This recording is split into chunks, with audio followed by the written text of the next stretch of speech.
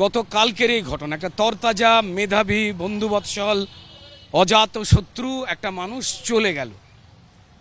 তিনি প্রযোজনা সংস্থা হোক বা চ্যানেল হোক না কেন, বা সেই শুটিংয়ে যারা ম্যানেজার রয়েছেন বা যারা দায়িত্বে রয়েছেন, যেই তারা এবং যারা সহকর্মী সহ অভিনেতা বা টেকনিশিয়ান ভাই, তারা নিশ্চয়ই কেউ আমাদের ভাই রাহুলের মতো নিশ্চয়ই হতে চান না। তো তাই সেই ক্ষেত্রে যা সত্যিটা লুকিয়ে রয়েছে সেটাকে কিন্তু অবশ্যই বার করতে হবে, এই কারণে যাতে আমাদের কোনো টেকনিশিয়ান ভাই বা কোনো আর্টিস্ট তারা যেন আর কেউ রাহুলের মতো পরিণতিতে না যান। নিরাপত্তা যদি না থাকে তাহলে দায় এড়াতে পারেন না প্রোডাকশন হাউস, দায় এড়াতে পারেন না চ্যানেল। এবং আরও বড় কথার জায়গা হচ্ছে, যেটা আরও বেশি ইম্পর্টেন্ট, নাকি শাসক দলের সঙ্গে কার ঘনিষ্ঠতা আছে সেটাকে দিয়ে পুলিশ প্রশাসন সবটাকে দিয়ে ধামাচাপা দিয়ে হবে সত্যিটা। অভিনেতা রাহুল বন্দ্যোপাধ্যায় আর নেই, এই কথা মেনে নিতে পারছেন না কেউই। শোকের ছায়া গোটা টলিপাড়ায়। এমন একজন অ্যাক্টর, ছোট্টবেলা থেকে ওই হাসি, অমলিন হাসি মুখটা দেখেছি ওর, সেই হাসি অটুট রয়েছিল। এমন একজন স্পষ্টবাদী সাহসী অভিনেতা, এমন একজন পড়ুয়া ইন্টেলেকচুয়াল অ্যাক্টর যে কিনা পপুলারও, সে চলে গেল অকালে। দিকে বোধ হয় কিংবদন্তি অভিনেত্রী কেয়া চক্রবর্তীকে আমরা এরকম ভাবে হারিয়েছিলাম জলে ডুবেই অভিনেতা রাহুল বন্দ্যোপাধ্যায়ের মৃত্যু হয়েছে। ময়নাতদন্তের প্রাথমিক রিপোর্টে তা উল্লেখ রয়েছে বলে হাসপাতাল সূত্রে খবর। দীর্ঘ সময় জলের তলায় ছিলেন রাহুল বন্দ্যোপাধ্যায়। রাহুলের ফুসফুস ফুলে প্রায় দ্বিগুণ আকার নিয়েছে। ফুসফুসের ভেতরে প্রচুর বালি ও নোনা জল আছে, উল্লেখ রয়েছে ময়নাতদন্তের প্রাথমিক রিপোর্টে। হাসপাতাল সূত্রে এই খবর। প্রায় 1 ঘন্টা জলে ডুবে থাকলেই এমনটা হয়। ময়নাতদন্তের প্রাথমিক রিপোর্ট দেখে এমনটাই মত বিশেষজ্ঞদের।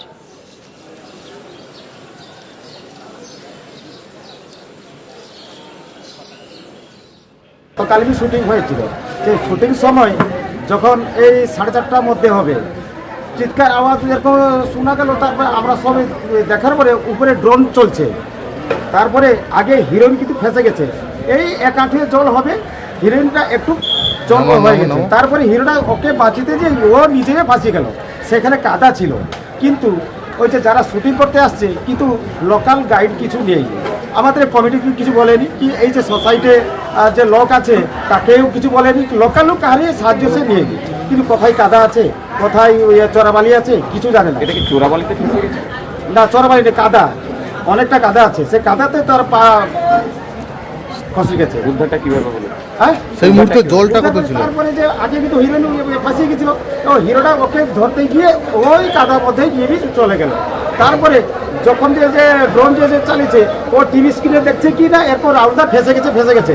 যখন যে বলছে তখন তাদের লোক যে ছিল ও দৌড়ে আসি, দেখার পরে আর সেখানে যাওয়ার উপায় নেই, যে উপরে যে লোক আছে তখন সে সেখানে যেতে পারবে না। তারপর যেতে পারবে না, সে জল আপাতত 8 ফুট 7 ফুট হয়ে যাবে। তারা তখন এরকম বাঁচাও এরকম বলছে। তার মধ্যে আর একটা ডঙ্গা এসেছিল, সে নৌকায় এসে আগে হিরোইনকে তুলছে, হ্যাঁ আগে হিরোইনকে তুলছে, তারপরে হিরোকে তুলছে। হিরোকে যে লাস্টে উঠেছে, দেখার পরে অনেকটা জল খেয়ে গেছে। তখন টিপি করে অনেকটা জল বের করেছে। হ্যাঁ বেঁচেছিল, এখানে আসার পরে বেঁচেছিল, চিৎকার করেছিল, ছাটপিটে এরকম হচ্ছিল। তারপরে হসপিটাল নিয়ে গেল, তারপরে শুনতে পেলাম যে ও সেখানে ডেড করে গেছে।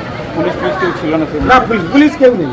পুলিশ উদ্ধার করলো আমাদের এই ভোটে এসোসনে পার্টি, আমরা নিজে ইচ্ছাকৃত গেছে। তাহলে কি প্রোটেকশন ওরাই মারা গেল কেন না, কোথায় কাদা আছে, কোথায় চোরাবালি আছে।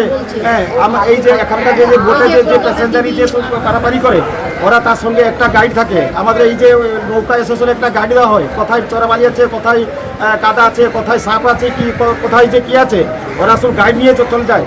ওকে বলে দেবে ভাই ওদিকে যাবে না, ওদিকে লাল কাঁকড়া দেখতে পাবেন, ওদিকে ওইরকম ওরাকে গাইড দেওয়া হয়।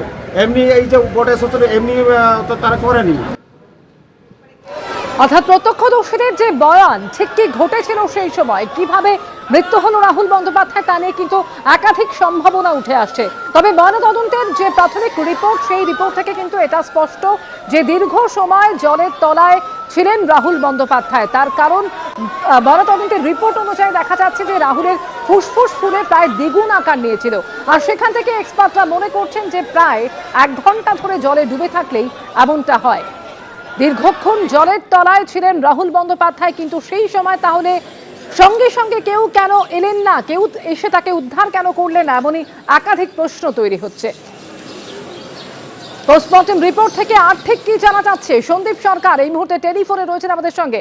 সন্দীপ, দেখো, ময়নাতদন্তকারী চিকিৎসকদের অনুমান দীর্ঘ একটা লম্বা সময় জলের মধ্যে সম্পূর্ণ ডুবে থাকা এবং সেই ডুবে থাকাকালীন বাঁচার চেষ্টা করতে গিয়ে একদিকে যেরকম নিঃশ্বাসের সঙ্গে সঙ্গে নাক দিয়ে জল এবং বালি ঢোকে, তার পাশাপাশি তার মুখ দিয়েও কিন্তু সে জল এবং সেই বালি মিশ্রিত জল সেটা শরীরে প্রবেশ করেছিল।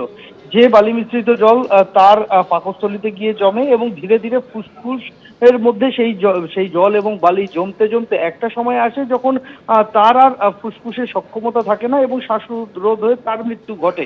কিন্তু সেই জমে থাকা জল এবং বালি তার ফুসফুসের আকার কিন্তু দ্বিগুণেরও বেশি করে তুলেছিল। ফলে তার দেহ যে অবস্থায় পাওয়া গিয়েছে তারপরে তাকে যখন হাসপাতালে নিয়ে আসা হয় তখন চিকিৎসকেরা তাকে মৃত বলে ঘোষণা করেন এবং তারপরে আর তাকে কোনোভাবেই তাকে সেই অবস্থায় কোনো চিকিৎসা সহযোগিতা করা যায়নি। মৃত্যুর কারণ দীর্ঘ সময় জলে ডুবে থাকা এবং তার বালি এবং যে জল, নোনা জল, সেই জল শরীরে প্রবেশ করা, এটাই চিকিৎসকেরা মনে করছেন এবং সেটা একটা লম্বা সময় সম্পূর্ণভাবে জলে ডুবে থাকার কারণে এই ঘটনা ঘটেছে তাদের অনুমান। ধন্যবাদ সন্দীপ তোমাকে। অর্থাৎ দীর্ঘ সময় জলে ডুবে থাকার কারণেই এমনটা ঘটেছে, এমনটাই জানা যাচ্ছে পোস্টমর্টেম রিপোর্ট সূত্রে। ফরেনসিক বিশেষজ্ঞ অজয় গুপ্ত কি বলছেন শুনুন। একটা হচ্ছে সমুদ্রতে তো সাধারণভাবে প্রচুর পরিমাণে বালি থাকবে সেখানে, তো একমাত্র হতে পারে যে যদি জলের মধ্যে পড়ে গেল এবং তারপরে সে জল খেলো, তারপর তুমি জল হয়তো খেলে তুলতে পারলো না, তখন আনকনসিয়াস হয়ে গেল। আনকনসিয়াস হয়ে যাওয়ার পরে সে তখন ওই যতক্ষণ শ্বাস নেওয়া যাচ্ছে আর কি, সেইটুকু সময় অবধি জল, বালি মিশ্রিত জল তার মানে খাওয়া বলুন ইনহেল করা বলুন দুটোই একই সঙ্গে হচ্ছে আর কি। তা এইখানেতে হচ্ছে স্টমাকে বালি ছিল এবং প্রচুর পরিমাণে জল, মানে সমুদ্রের যেহেতু বালি জল মেশানো থাকে তাহলে সেখানেতে বালি পরিমাণও যেতে পারে, কেননা তখন তো সে আনকনসিয়াস। রাহুল বন্দ্যোপাধ্যায়ের এইভাবে অকালে চলে যাওয়া কেউই মানতে পারছেন না। গতকাল যখন এই খবর সামনে আসে তখন তারপর থেকেই বিজয়গড়ে তার বাড়ির সামনে প্রচুর মানুষ জড়ো হন, তার সহকর্মীরা, সহ অভিনেতারা, তারা একে একে তার বাড়িতে আসেন। আর আজকে কেওড়াতলা মহাশ্মশানে নিয়ে যাওয়ার পরও প্রত্যেকেই উপস্থিত থাকেন সেখানে শেষ শ্রদ্ধা জানানোর জন্য।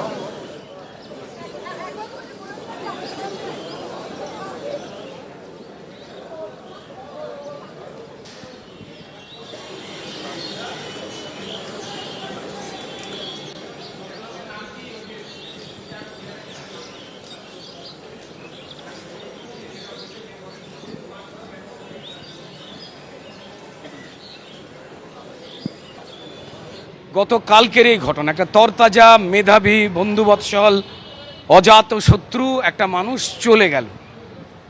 তিনি প্রযোজনা সংস্থা হোক বা চ্যানেল হোক না কেন, বা সেই শুটিংয়ে যারা ম্যানেজার রয়েছেন বা যারা দায়িত্বে রয়েছেন, যেই তারা এবং যারা সহকর্মী, সহ অভিনেতা বা টেকনিশিয়ান ভাই, তারা নিশ্চয়ই কেউ আমাদের ভাই রাহুলের মতো নিশ্চয়ই হতে চান না। তো তাই সেই ক্ষেত্রে যা সত্যিটা লুকিয়ে রয়েছে সেটাকে কিন্তু অবশ্যই বার করতে হবে, এই কারণে যাতে আমাদের কোনো টেকনিশিয়ান ভাই বা কোনো আর্টিস্ট তারা যেন আর কেউ রাহুলের মতো পরিণতিতে না যান। নিরাপত্তা যদি না থাকে তাহলে দায় এড়াতে পারেন না প্রোডাকশন হাউস, দায় এড়াতে পারেন না চ্যানেল।